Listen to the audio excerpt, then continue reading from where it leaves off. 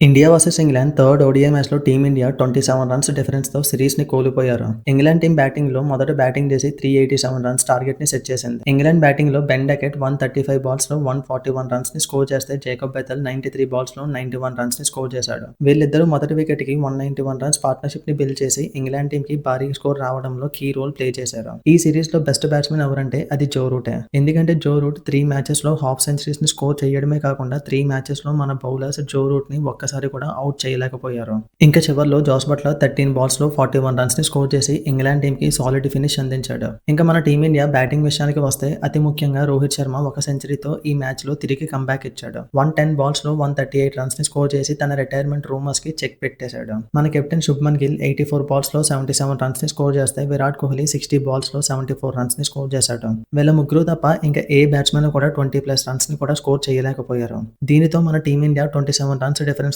ఓడిపోవాల్సి వచ్చింది. ఈ మ్యాచ్ ఓడిపోవడానికి రీజన్ ఏమనుకుంటున్నారనేది కామెంట్ సెక్షన్‌లో కామెంట్ చేయండి.